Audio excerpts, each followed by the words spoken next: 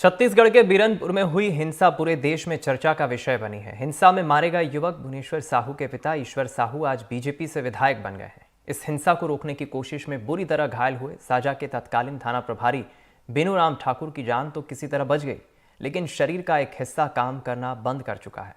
आलम यह है कि पिछले 4 महीने से लकवा का इलाज करा रहे हैं, लेकिन उनकी सुध लेने वाला कोई नहीं है। रुमाल से अपने आंसू पोंछता ये शख्स पुलिस अधिकारी है। नाम है बेनूराम ठाकुर।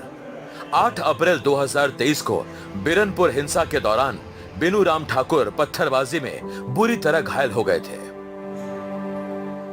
1 महीने के लंबे इलाज के बाद किसी तरह बेनूराम की जान तो बच गई, लेकिन जिंदगी जीने के लिए आज भी वो संघर्ष कर रहे हैं। डॉक्टर हैं जो उनका इलाज कर रहे हैं, डॉक्टर नन्दिलेश शर्मा।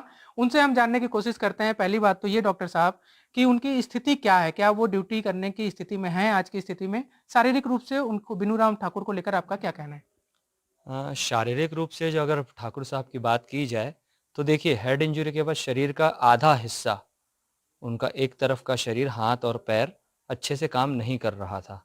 धीरे धीरे मेहनत करने के बाद अब वो थोड़ा बहुत चलने के लायक हुए हैं। दूसरी चीज़ ये होती है कि अगर हम कहें कि वो किसी हार्ड ड्यूटी के लायक तो बिल्कुल नहीं है। अगर मैं पुलिस की ड्यूटी को कहूँ तो अगर उसको कैटेगराइज़ किया जाए कि सेडेंटरी ड्यूटी है या फिर फील्ड ड्यूटी है, हार्ड है, लाइट है, तो मेरे हिसाब से अगर मैं पुलिस की ड्यूटी को हार्ड ड्यूटी कहूँ तो वो हार्ड ड्यूटी में करने के लायक तो वो मुझे बिल्कुल नहीं लगते, क्योंकि शारीरिक क्षमता उतनी नहीं दिख रही है। अब आपको बताते हैं कि आखिर ये पूरा माजरा क्या है।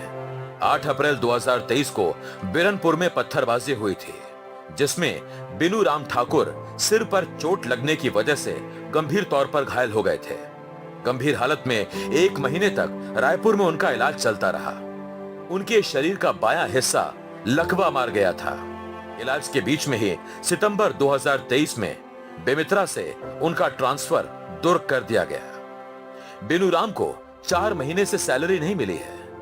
बीरनपुर में हिंसा के दौरान ही 10 अप्रैल को मुस्लिम परिवार के पिता पुत्र की हत्या हुई थी। धीरे धीरे बेनूराम ठाकुर की याददाश्त तो वापस आ रही है, लेकिन उनके बुरे दिन खत्म नहीं हो रहे। शरीर का बायां हिस्सा लकवाग्रस्त है और इलाज के दौरान ही सितंबर में दुर्ग में ट्रांसफर कर दिया गया। कुछ ना कुछ डेफिसिट ऐसी सर की चोटों के बाद, हेड इंजरी के बाद या लकवे के बाद रह जाता है। तो जो डेफिसिट रह जाता है वो कितने समय में जाएगा और कितना ठीक होगा, ये बताना पाना भी नामुमकिन कौन होता सा है। हिस्से में लकवाग्रस्त है उनका शरीर का, दायां या बायां? उनका जो क्या बोलते हैं, जो सर की चोट लगी थी, तो उसके बाद उनको क्योंकि जो उस समय हॉस्पिटल में थे, तो एग्जैक्ट कंडीशन तो मुझे पता नहीं कि उस समय कितनी वीकनेस थी। बट जब मेरे पास आए तो उनका राइट साइड का जो उनका हेड है उसमें चोट थी, और लेफ्ट वाला उनका हाथ और लेफ्ट वाला पैर, वो दोनों कमज़ोर था। अभी भी वो चल रहे हैं, तो हमारी लैंग्वेज में उसको नॉर्मल चाल तो नहीं बोलेंगे, उसको हेमिप्लेजिक गेट ही बोलते हैं ना। लेकिन हाँ, अभी वो 100-200 कदम चलने के लायक हो चुके हैं। कुछ सीढ़ियाँ भी वो अकेले चढ़ सकते हैं। अगर इसी में हम अगर विकलांगता की या डिसेबिलिटी की बात की जाए, तो इंटरनेशनल क्लासिफिकेशन ऑफ फंक्शनिंग के हिसाब से करीब-करीब वो 40 से 50% की डिसेबिलिटी में हैं। अपने फर्ज को बहादुरी से अंजाम देने वाले बेनूराम ठाकुर ने हिंसा रोकने के लिए अपनी जान खतरे में डाल दी, लेकिन लापरवाह प्रशासन ने बेनूराम की सुध तक नहीं ली। एनडीटीवी के लिए रायपुर से नीलेश त्रिपाठी की रिपोर्ट।